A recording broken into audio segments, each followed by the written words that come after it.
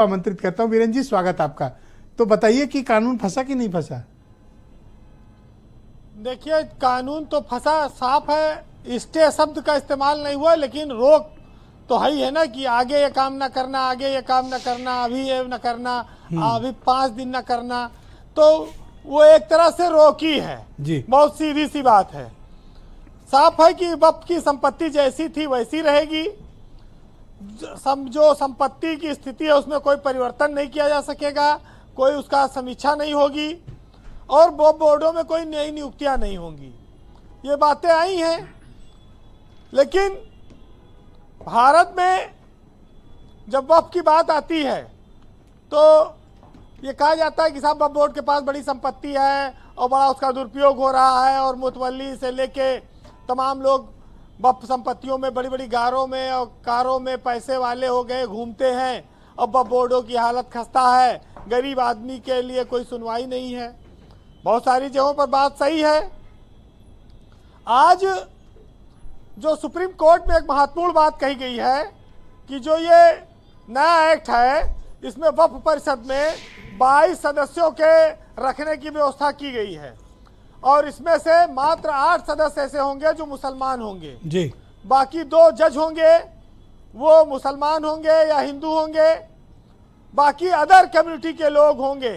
तो 22 में अगर 8 सिर्फ मुसलमान रहेंगे तो ये आपत्ति जताई गई कि इससे धार्मिक संस्था में बहुमत विपक्ष का हो जाएगा और वहां पर गैर मुस्लिम का बहुमत हो जाएगा जो धार्मिक संस्था के स्ट्रक्चर के खिलाफ है, उसका चरित्र बिगड़ जाएगा। जी।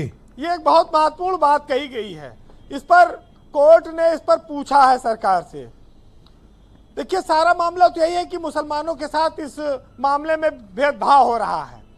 इस वक्फ कानून को लेकर जो मुसलमान नेता हैं या जो लोग हैं जो आपत्ति कर रहे हैं, उनका कहना है कि हमारे साथ गैर मुस्लिम लोग डाले जा रहे हैं। आपके यहाँ ट्रस्टों में जो दूसरे ट्रस्ट है वहां पर दूसरे धर्म के लोगों को एंट्री नहीं दी जाती है। जी। इन्हीं सब चीजों पर विरोध चल रहा है। लेकिन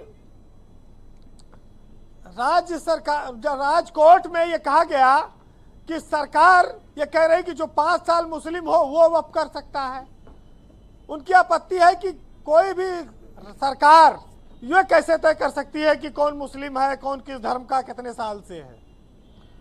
दूसरा, जो डीड नहीं अभी बात आई थी कि सैकड़ों साल पुरानी संपत्तियां हैं, इनकी कोई कागज नहीं है, इनकी प्रामाणिकता कैसे रहेगी। तो बाई यूजर वाला जो मामला है कि अगर वो प्रयोग में आ रही हैं तो उनको माना जाए वक्फ है, उनके लिए कागज ना मांगे जाएं। तो बाई यूजर वाला मामला जो है वो काफी महत्वपूर्ण हो जाता है। कोर्ट में दलील दी गई कि अगर ये खत्म होगा तो इससे काफी हंगामा होगा, काफी बवाल होगा, काफी परेशानियां आएंगी।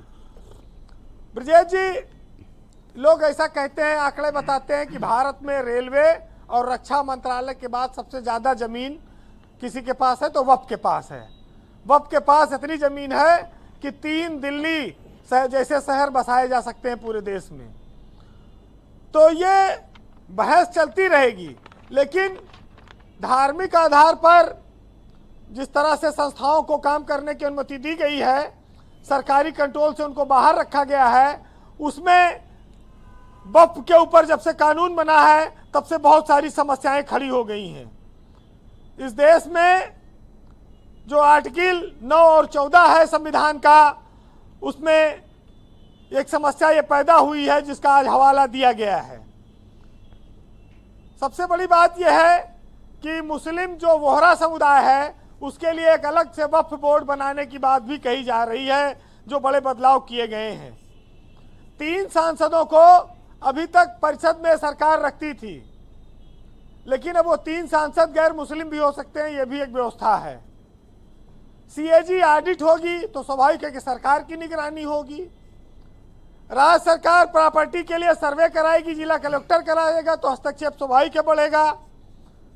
बोर्ड का जो प्रॉपर्टी के लिए कलेक्टर के ऑफिस में रजिस्ट्रेशन होगा।